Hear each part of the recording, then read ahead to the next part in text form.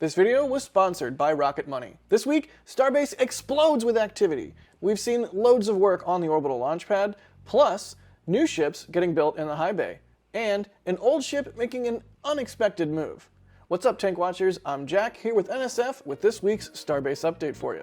This week, we'll be tackling two big questions. One, what is SpaceX doing to get ready for the next Starship flight? And two, when will pre-launch testing resume? Let's get into it.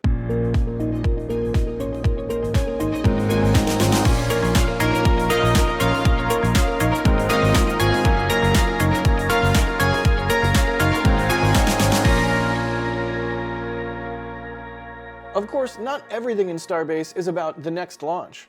Sometimes it's about the launch after the next launch, or the launch after the one after the...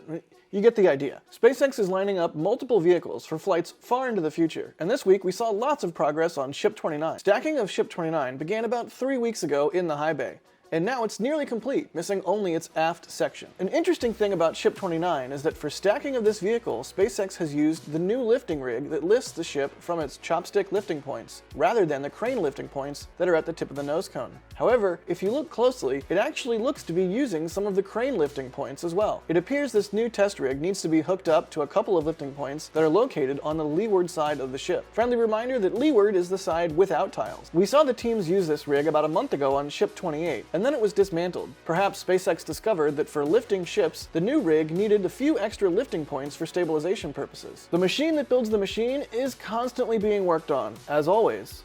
Right next to Ship 29 in the high bay is Ship 28. Ship 28 has been having a bit of quiet time inside the high bay, with workers setting up scaffolding around it and seemingly preparing it for when it undergoes its own round of testing. You can see it's still missing its aft flaps, so despite being fully stacked, SpaceX doesn't appear to be worrying too much about that part of the hardware installation process. Clearly, they're paying more attention to other kinds of work. Of course, we can't really tell what most of this work entails without somehow sneaking a camera inside the high bay. If only SpaceX would tell us what kind of stuff they do to these vehicles at this stage. Right next door to the high bay, at the Mega Bay, Booster 9 and Booster 10 are still awaiting their time to shine.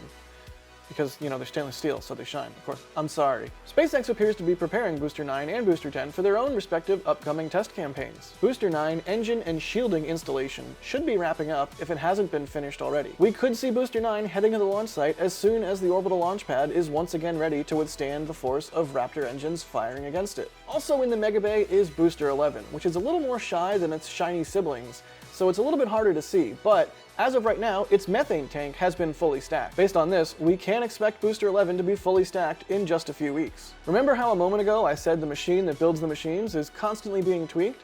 Well, one of those tweaks has taken the form of a building extension to the Mega Bay, sort of an annex on the lower 2 floors. We've talked about this extension multiple times on weeks we're fortunate enough to get a peek inside of it. This week we were able to see multiple racks filled with hardware inside that extension building. Now just imagine how much space SpaceX can save inside the Mega Bay by not having all of this hardware strewn about, but instead having it inside this building annex. This week we also saw the preparation of a new crane at the production site that will be used in the construction of the new Mega Bay. Again, it's very important to stress that all the work at Starbase is not just for the very next flight, but for multiple flights down the line. With more and more vehicles being built, it's of utmost importance for SpaceX to have another place to store and process them. Given that, it's no surprise that we've seen 3 sections of the new Mega Bay getting prefabricated next to the propellant production site. Once complete, these sections will be transported to the new Mega Bay location for installation using precisely that new crane I just mentioned. When do you think the new Mega Bay will be complete, or at least ready to accept vehicles? By the end of summer? By the end of the year? Let us know what you think in the comments. I'm gonna guess sometime around the end of the year. But remember, even the current Mega Bay isn't yet complete, but that doesn't mean they're not already using it for vehicles. As for the rest of the production site, we don't have much to report this week, so let's move on now and take a look at the Massey's test site, where a new and exciting development has occurred. But before we do that, a quick note that we're constantly trying to up our video game here at NSF, so we can bring you ever better content. And one way we're able to do that is by working with sponsors. This week's sponsor is Rocket Money. Are you looking for a giant plot of land to build Mars rockets? Probably not. But if you're looking for something a bit smaller, like a new home, Rocket Money can help. Rocket Money is an all-in-one finance platform that can help you spend less and save more. That includes helping to cancel unwanted subscriptions. Rocket Money safely and securely identifies recurring payments and helps you cancel them with just a tap. With the myriad of subscription services that are popping up these days, this is so helpful. I was able to cancel some subscriptions that I didn't even know I was still paying. Rocket Money gives you a clear picture of your net worth, including your cash, debts, investments, crypto, and more. Plus, it shows you how it's trending over time. You can also set budgets, and Rocket Money will notify you when you've exceeded them. It can even help you visualize your spend-to-earn ratio. And it's trusted by more than 3.4 million members and counting. In addition to the web, it's also available on iOS and Android. To try it out for free and unlock more features with premium, check out rocketmoney.com/NSF or scan the QR code on screen. The link is also in the description.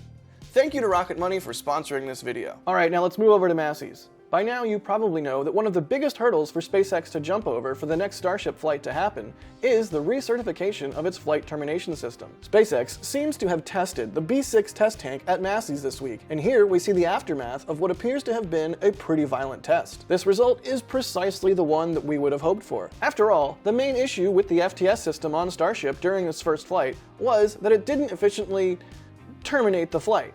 And as you can imagine, it's kind of important that the flight termination system rapidly terminates the flight. So we can now say that SpaceX is definitely doing material testing and making visible progress on this issue. It would be interesting to see if they do more actual testing on test vehicles themselves, or if they just move on to simulations from here using this piece of real-world data. I certainly wouldn't be disappointed if one of the disused ships or boosters at the production site ended up getting used for a sacrificial test for the greater good. I'm never one to complain about a controlled boom. Also at the Massey's test site resides the NC-31 test nose cone. This fella got quite a beating a few weeks ago during testing, and it seems like crews are still working on it afterwards. Maybe it'll get repaired and tested again. Maybe, maybe not. It's really hard to know at this point, but we'll definitely keep an eye on it just in case. Perhaps the biggest and most surprising news this week is that Ship 25 left Massey's. What was surprising was that it didn't go to the rocket garden to be scrapped, it didn't go to the production site to get worked on, it went all the way to the launch site. To be fair, we had seen some indications of this on previous days, with the giant SpaceX LR-11000 crane moving next to the suborbital pad B, and cones being placed down at the launch site. We also saw rollout closures posted on the county's website, and we even saw an aborted attempt of the rollout as well. It seems like SpaceX had some work to do on the SPMTs, or the road, or both, before finally trying the move once more. Now, let's move over to the launch site, because there's been a ton of work done there over the last week. Something interesting we've seen over the past week or so is that SpaceX teams have been digging near where the methane tanks are located at the orbital tank farm, sort of where the old Starship landing pad was located. It's sort of curious that this work is ongoing at this location, given it's where methane trucks typically offload methane into the orbital tank farm. Are they laying the groundwork for more tanks to be installed here? Stay tuned and hopefully we'll figure it out soon. Another week at Starbase means lots of work underneath the orbital launch mount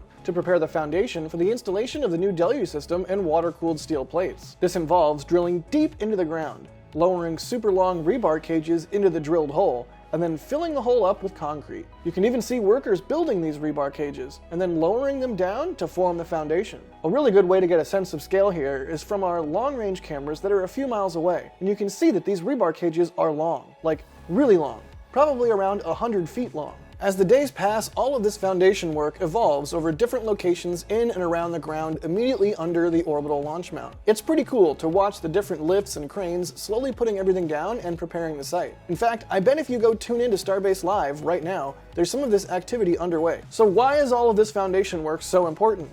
Well, if you're going to put several tons of steel underneath the orbital launch mount and let it face the fury of 33 Raptor engines firing against it, you kind of want to have a solid foundation for it to be anchored to.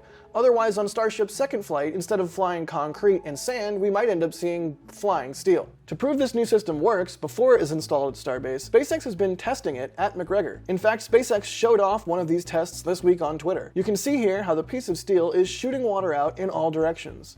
And as the engine starts up, it starts blasting the steel. But not even that is full power.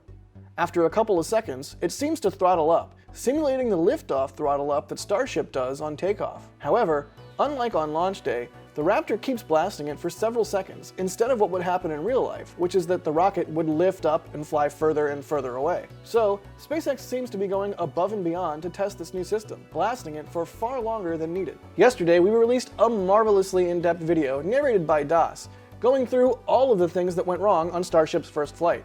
From the blown up concrete, to the Raptors failing, to the flight termination system not working.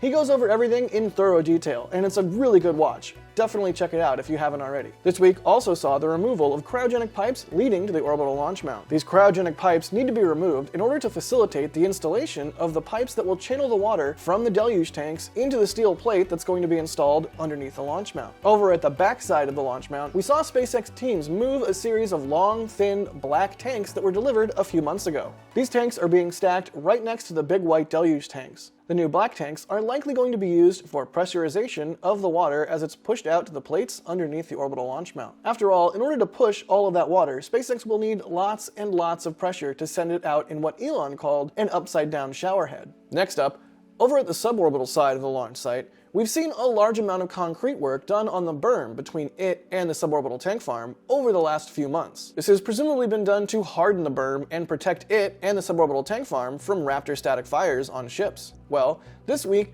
that work appears to be finally wrapping up, just in time for Ship 25's static fire campaign.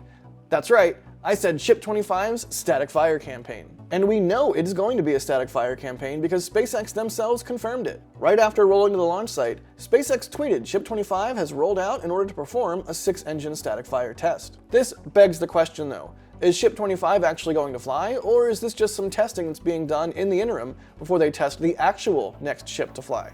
A lot of questions here, and hopefully we'll know the answer soon. But either way, I'm excited to see Raptor engines make fire at the launch site once again. As you can see, SpaceX is wasting no time fixing and upgrading their systems ahead of the next Starship flight. They're firing Raptors at water-cooled steel plates, working on FTS fixes, doing foundation work at the orbital launch mount, and, of course, moving Ship 25 to the launch site for static fire testing. Thanks again to Rocket Money for sponsoring this video. Don't forget to go to rocketmoney.com/NSF or scan the QR code on screen to unlock more features with Premium for free. With Starbase abuzz with activity, I'd be remiss if I didn't do the YouTube thing and ask you to click the subscribe button or the notification bell if you haven't already. That way you can stay on top of all of the latest developments leading up to the next Starship test flight. And be sure to check out DAS's mega video on everything that went wrong with the first Starship test flight. That's going to be right here. Or check out our next This Week in Spaceflight, which is here. Alright, thanks for watching, that's it for this week, and as always, be excellent to each other.